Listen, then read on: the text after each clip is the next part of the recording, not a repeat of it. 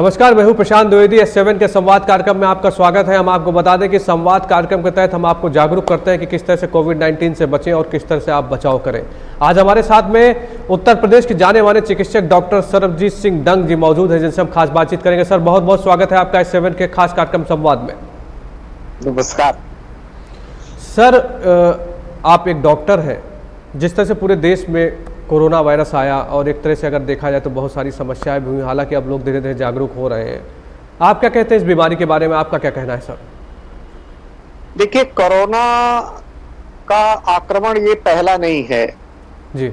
इसके पहले 2012 में साउथ अरेबिया में भी ये एक बार हो चुका है और लगभग 2500 लोग उस समय इन्फेक्टेड हुए थे, मगर इतना घातक नहीं था। अब उसमें मुझे लगता है कि किसी देश की मेहरबानी है, उसके वैज्ञानिकों की, उन्होंने इसमें म्यूटेशन करके इसको बहुत घातक बना दिया। और घातक होने के कारण आज जो संख्या मरने वालों की है और प्रभावित होने वालों की है वो उत्तरोत्तर बढ़ती चली जा रही है।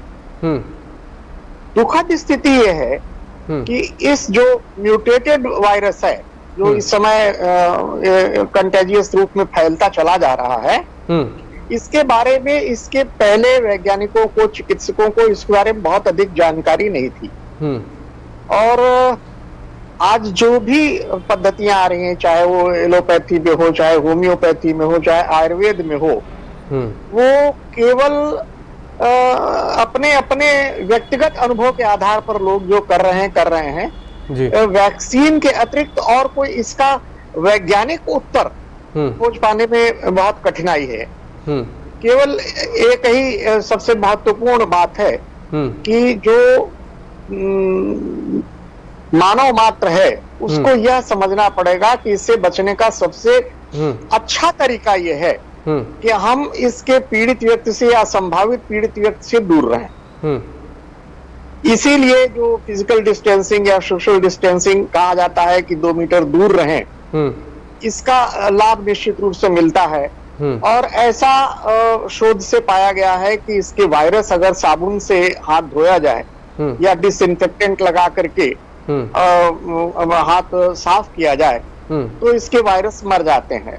अब हाथ धोने में भी कम से कम 20 सेकेंड तक अच्छी तरह से, जितने नाखून का हिस्सा है, अंदर के जोड़ हैं, सबको अच्छी तरह से धो करके अगर साफ किया जाए तभी उसका समुचित लाभ मिलता है। और तीसरा तरीका, अपने मुख को और नाक को दोनों को ढक करके रखा जाए, जिससे अगर आपको यह वायरस इसने प्रभावित कर दिया है तो आप कम से कम दूसरों को प्रभावित नहीं करेंगे। और दूसरे का जो, अगर मान लीजिए वो छींक रहा है या किसी तरह से वो पीड़ित है तो उसका इन्फेक्शन आपको नहीं पकड़ेगा।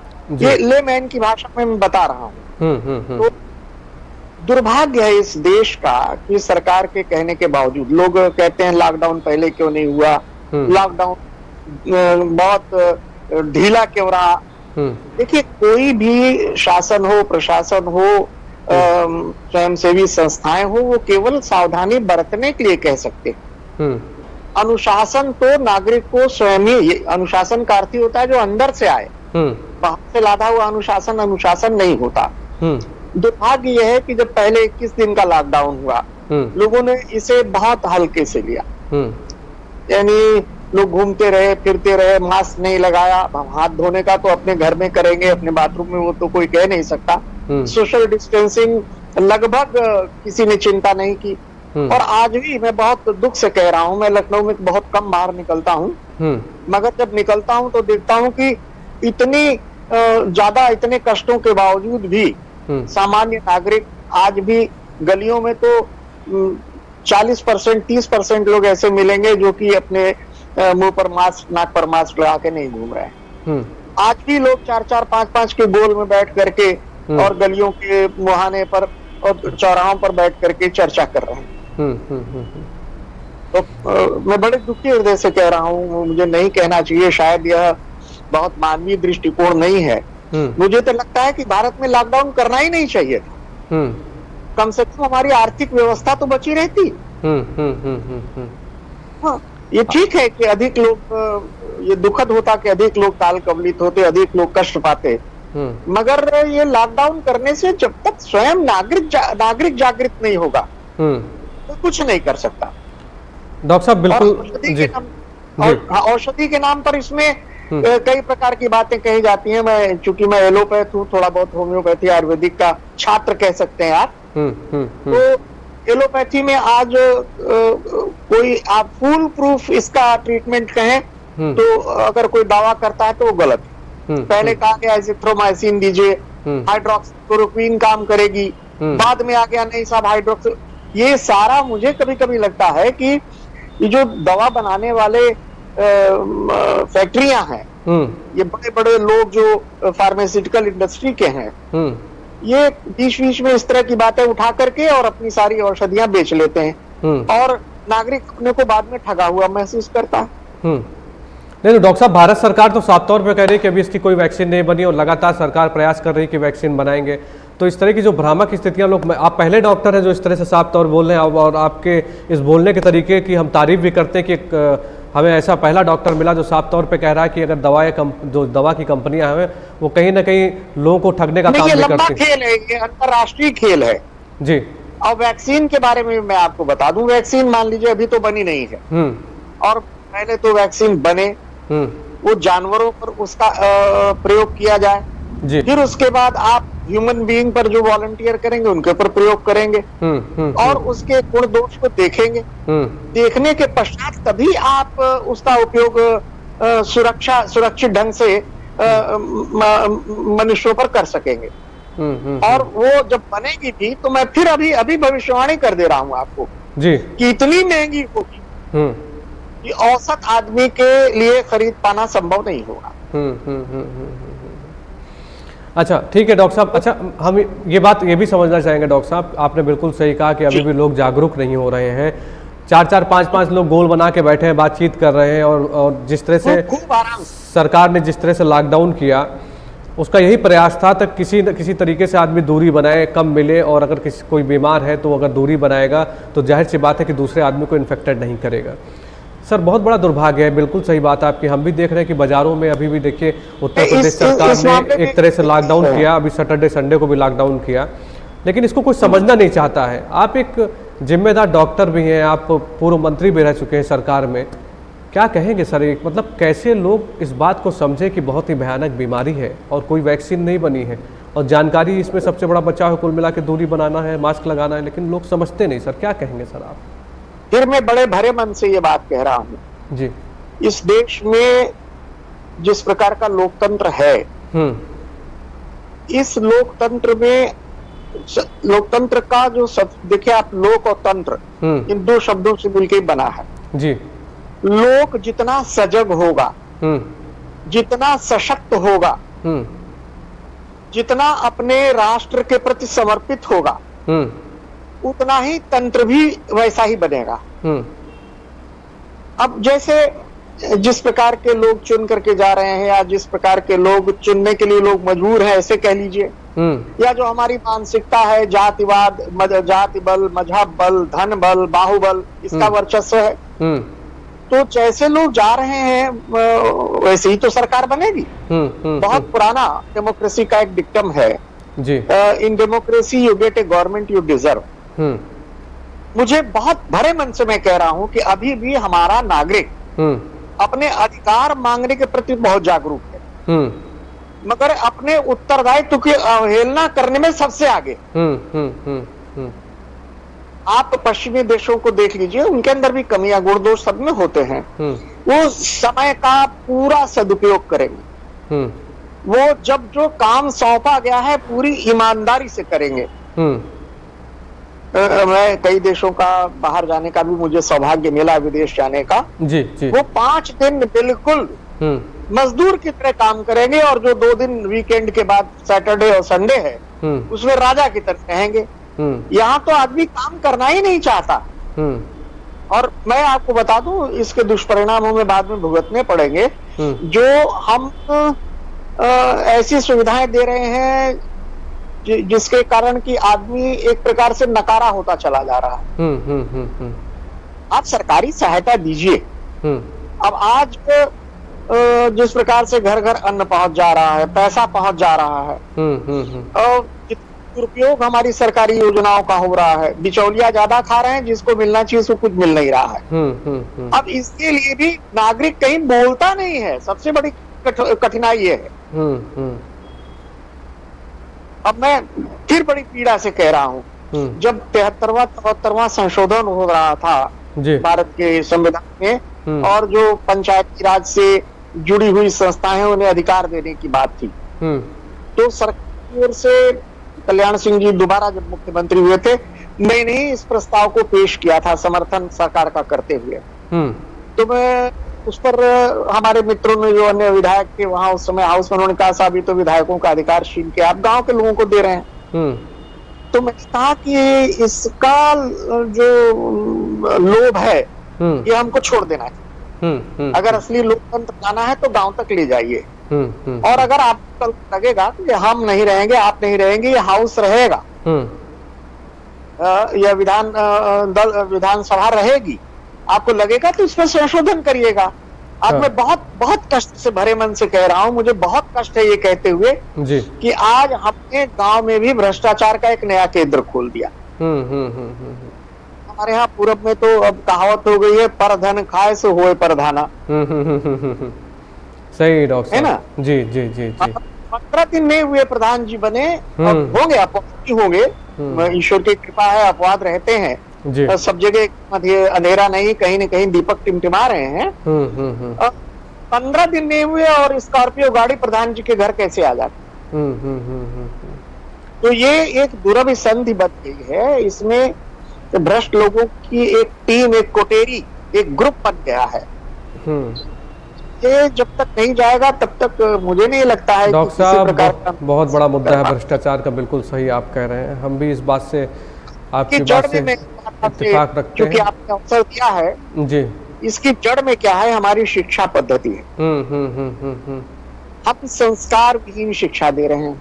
नहीं तो डॉक्टर साहब मैं समझना चाहता हूँ कि अगर देखिए सरकार जिस तरह से प्रयास कर रही है, अगर देखा जाए तो शिक्षा को लेकर एक बहुत बड़ा फंड आता है, बच्चों को पढ़ाने के से लेकर खिलाने तक, ड्रेस के लिए सारी व्यवस्थाएं हो रही है, बैग दिए जा रहे हैं, स्कूल बैग्स दिए जा रहे हैं। लेकिन मतलब मैं एक बात अपनी बताना चाहता हूँ आपको, मतलब जो देख पा रहे हैं हम लोग, लेकिन जी क्या खामियां हैं डॉक्टर साहब? आप एक उत्तर प्रदेश सरकार में आप पहले मंत्री भी रह चुके हैं, आपने बताया कि कल्याण सिंह के समय पर जिस तरह से आपने एक बिल लाने का प्रयास किया।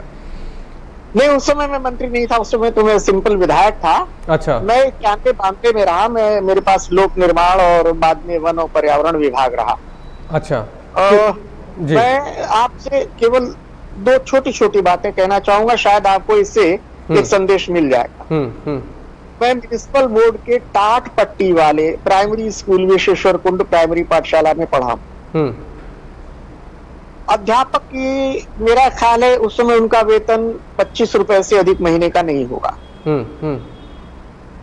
उसके बाद डांटते थे, कभी कभी पीटते भी थे। मैं तो नहीं पिटा, मैं अच्छा पढ़ने में ठीक ठाक था। कुछ लोग पीटते भी थे, देख करके ही रोंगटे खड़े हो जाते थे। मगर उनके मन में ये भावना थी कि मेरा पढ़ाया हुआ छात्र है तो कुछ बन जाए। ठीक बात है। मेरा यश बढ़ाए, मेरी बदनामी न कराए। आज वह भाव ही नहीं है शिक्षकों में। ये 2-3 पीढ़ियां इस प्रकार की निकल गई इस देश में, जिसके कारण मैं समझता हूं कि हम कम से कम 50 साल पीछे हो गए बाकी विश्व से। आप जब तक देखिए, सम्मान मांगा नहीं जाता है, सम्मान लिया जाता है। बिल्कुल ठीक अपने बात है। कर्मों से, अपने आचरण से। यदि आचरण, देखिए गुरुजी 1 घंटा भाषण दे, चाहे वो आध्यात्मिक गुरु हो चाहे अध्यापक हो, पिताजी 1 घंटा समझाएं, जब तक उनका आचरण वैसा नहीं होगा तब तक बच्चा कुछ सीखेगा नहीं। ठीक बात है, बिल्कुल बिल्कुल ठीक बात है। तर्क से चीजें नहीं संभलती हैं। चीजें आचरण से, तोला भर आचरण मन भर भाषण से ज्यादा प्रभावी है। ठीक है। ये आचरण रह नहीं गया, यही दिक्कत है। तो डॉक्टर साहब और बताएं, अगर देखा जाए तो जाहिर सी बात है, जिस तरह से सरकार फिर शिक्षकों की भर्ती करती है तो कहीं ना कहीं इसके लिए जो छात्र अगर अच्छे तैयार नहीं हो रहे हैं तो कहीं क्या इसमें क्या शिक्षक भी अच्छे से पढ़ाई नहीं करवा रहे हैं या शिक्षा नहीं दे रहे हैं, कैसे देखते हैं आप इसको? मुझे शिक्षा विभाग के एक प्राइमरी बेसिक शिक्षा के एक अध्यापक ने ही बताया कि 30% शिक्षक तो कभी जिन विद्यालयों में उनकी पोस्टिंग है गए ही नहीं, उनके एवजी में लोग पढ़ा रहे हैं कि अब तो बैंक में पैसा जाने लगा और उनको वो महीना उन्होंने बांध रखा है, अपने जो वेतन मिलता है उसका कुछ हिस्सा उनको देते हैं। हाँ नहीं, अभी अपना हाल ही में बहुत बड़ा खुलासा हुआ था जिस तरह से एक महिला टीचर जो थी वो तो कस्तूरबा विद्यालय है वो अलग है, चूंकि वो तो परमानेंट जॉब नहीं है। मैं परमानेंट प्राइमरी विद्यालय की बात कर रहा हूँ। और जो जाते हैं वो आपने देखा होगा, कई बार टेलीविजन पर भी आ चुका है और सोशल मीडिया में तो बहुत आया है कि जब जाकर के स्टिंग ऑपरेशन किए गए, उनसे कुछ सवाल पूछे गए जो बिल्कुल साधारण व्यक्ति को भी आने चाहिए। देश का प्रधानमंत्री कौन है, प्रदेश का मुख्यमंत्री कौन है, अमेरिका का राष्ट्रपति कौन है, ये भी गलत उत्तर। दुर्भाग्य है बिल्कुल। और अंग्रेजी में हाँ संडे मंडे ट्यूसडे लिखना, रविवार बुधवार शनिवार शुक्रवार तक नहीं लिख पा रहे। हम लोगों ने भी स्टोरी को चलाया था और हम लोगों ने भी दिखाया था इस स्टोरी को। सही बात है, दुर्भाग्य है ये बहुत बड़ा। अगर सरकार इस पर ज्यादा से ज्यादा प्रयास करेगी। नहीं जानते हाँ, तो अध्यापक जी नहीं जानते तो बच्चा कैसे जानेगा? बिल्कुल बिल्कुल बिल्कुल। उत्तर प्रदेश जैसे प्रदेश में हिंदी में बच्चे फेल हो जाए, जहाँ हिंदी में पैदा होते हैं, हिंदी में मरते हैं, हिंदी में जीते हैं। हाँ, हिंदी ही सब कुछ है। सही बात है डॉक्टर साहब, वो तो बिल्कुल है। इससे बड़ा दुर्भाग्य क्या होगा? इससे बड़ी कसौटी क्या होगी हमारी शिक्षा पद्धति? चलिए डॉक्टर साहब, आप भी प्रयास करिए और हम लोग भी प्रयास करेंगे कि मतलब जिस तरह से कहीं ना कहीं अगर कुछ असमंजस है, कहीं कोई समस्या है तो उसको सबको आगे बढ़ना पड़ेगा, सबको साथ में कदम से कदम मिलाना पड़ेगा, कुछ ना कुछ कोशिश करनी पड़ेगी। ये विनम्र प्रार्थना मान ले जी कि अनुशासन लादा नहीं जाता है, अनुशासन अपने अंदर होता है और हम एक आदर्श नागरिक के रूप में अपने अधिकारों के प्रति सचेत रहें, बहुत अच्छी बात है, मगर अपने कर्तव्यों का पालन कम से कम ठीक कर दें, तब किसी को दोषी ठहराएं तो कोई बात आपकी सुनेगा। बहुत बढ़िया बात है, धन्यवाद। सभी आदमी को जिम्मेदारी रखना चाहिए। बिल्कुल ठीक बात है डॉक्टर साहब। अच्छा डॉक्टर साहब, मैं एक बात आपसे और जानना चाहता हूँ। मैंने जो सुना है आपके बारे में कि आप जब मिर्जापुर में थे या इलाहाबाद में थे तो आप अपने साथ में काफी सारी दवाएं लेके कभी कभी सुबह टहलने निकलते थे और काफी लोगों को देते थे, तो सर नहीं ये शायद अतिशयोक्ति है। मैं 4 बार विधायक रहा मिर्जापुर से जी लगातार। अभी तक तो कोई नहीं हुआ, भगवान करे आगे हो लोग, मेरी प्रार्थना है कि अच्छे लोग आए।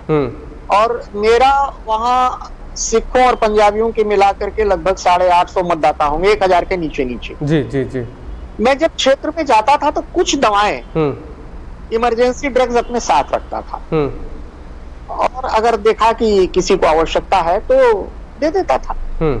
तो ये बहुत बड़ी बात मैं इसको नहीं मानता हूँ।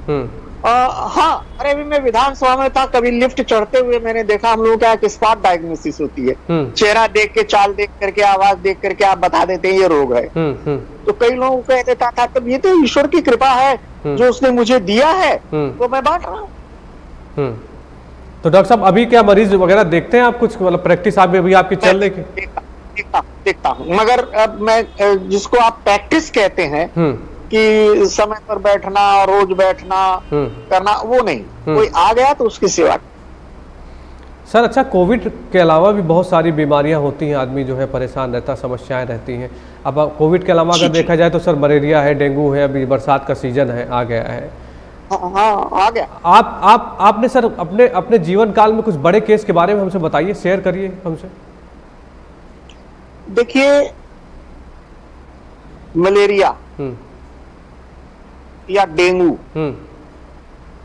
ये दिक्कत क्या है कि आज जितने क्वालिफाइड डॉक्टर हैं उससे अधिक कहीं कोएक्स है। अब गांव में वो सारे एंटीबायोटिक, सारी दवाएं बिना डायग्नोसिस किए दे चुकते हैं, तब तो मरीज आता है कहीं किसी क्वालिफाइड डॉक्टर के पास। और मुझे बहुत संकोच के साथ कह रहा हूं जी। पहले किसी जमाने में ये कहा जाता था कि ऊपर ईश्वर है, नीचे डॉक्टर है। अब ये शिक्षा पद्धति की कृपा है कि आज मैं क्या कहूं, मेरे कलीग हैं, मेरे साथी हैं, उनके बारे में कहना, अब बहुत अपवाद छोड़ दीजिए तो अधिकांश हम में से पैसे के पीछे भाग रहे हैं। मुझे बड़ा दुख होता है क्योंकि मैं 2 साल अध्यापन में भी रहा काशी हिंदू विश्वविद्यालय में, इंस्टीट्यूट ऑफ मेडिकल साइंसेज में। तो किसी भी बीमारी के लिए आपने डायग्नोसिस कर ली तो 3 दवाएं, ज्यादा से ज्यादा 4 दवाएं। एक स्पेसिफिक ड्रग लिखिए, एक जो उससे कष्ट मिल रहा है सिम्टम के लिए लिख दीजिए, और एक भारत में हर आदमी अंडर न्यूट्रिटेड, मेल न्यूट्रिटेड है तो एक न्यूट्रिशनल कोई उनको बी कॉम्प्लेक्स वगैरह जो आवश्यकता है वो दे दीजिए। जब तक जीवन पर ना आन पड़े तब तक 3 से 4 से ज्यादा दवाएं नहीं लिखनी चाहिए। और आज जब मैं पर्चे देखता हूँ 14 दवाइयों के तो मेरे रोंगटे खड़े हो जाते हैं। और एक और दुखद बात है, अब पहले मैंने तो लगातार 18 साल प्रैक्टिस की मिर्जापुर में। पहले दूरभिसंधि कोई फार्मास्यूटिकल हाउसेस के बीच में और डॉक्टर्स के बीच में नहीं होती थी। पैथोलॉजी जो लेबोरेटरीज हैं उनके बीच में और डॉक्टर के बीच में कोई समझौता नहीं था। जो मरीज के पक्ष में है वही लोग करते थे। जो आवश्यकता है उतनी ही जांच कराएंगे, जिन दवाओं की आवश्यकता वही देंगे। बिल्कुल। हाँ। आज तो सब चीजें स्पॉन्सर्ड हो रही हैं साहब। बच्चे का जन्मदिन भी स्पॉन्सर्ड, मैरिज एनिवर्सरी भी स्पॉन्सर्ड। अब कोशिश की गई है उसको कम करने की, मगर मुझे नहीं लगता है कि बहुत व्यावहारिक रूप से सफलता उसमें मिली। और जो ये बड़े रोग होते हैं, मैं फिर बता दूं, लोग कहते हैं कि एलोपैथ ईश्वर में विश्वास नहीं करते। जो एलोपैथी के जनक हैं हिप्पोक्रेटिस, उन्होंने कहा है the doctor treated and he healeth. Doctor केवल दवा देता है, ठीक वही करता है, शिफा वही देता है। यानी हम भी ईश्वर में बहुत विश्वास करते हैं। RX लिखते हैं तो हम ये प्रार्थना करते हैं कि शुभकामना देते हैं कि ये ठीक हो जाए।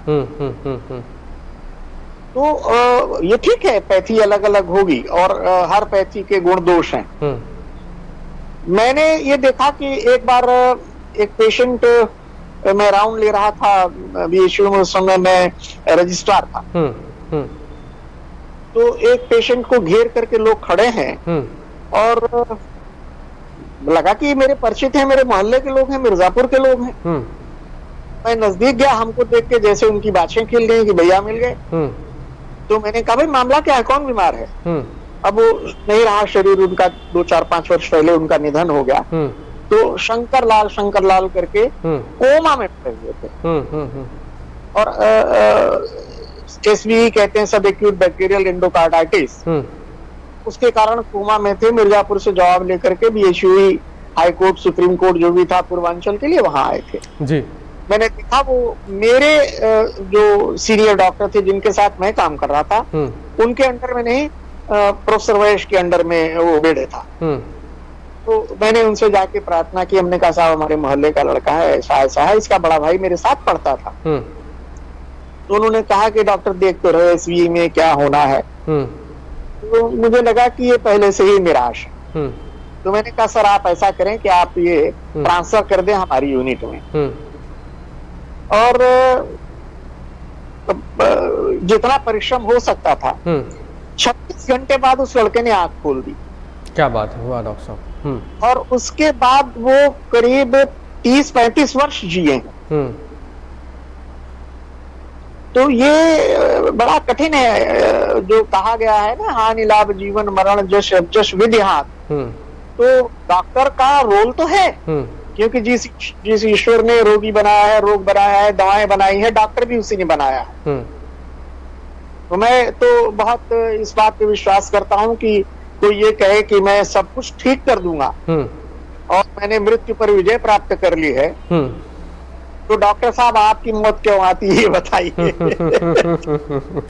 सही डॉक्टर साहब। परिवार क्यों मर रहे हैं, वो क्यों पीड़ा उठा रहे हैं, उनको कैंसर क्यों हो रहा है, उनको डेंगू क्यों हो रहा है, उनको मलेरिया क्यों हो रहा है, उनको मेनिंजाइटिस क्यों हो रही है।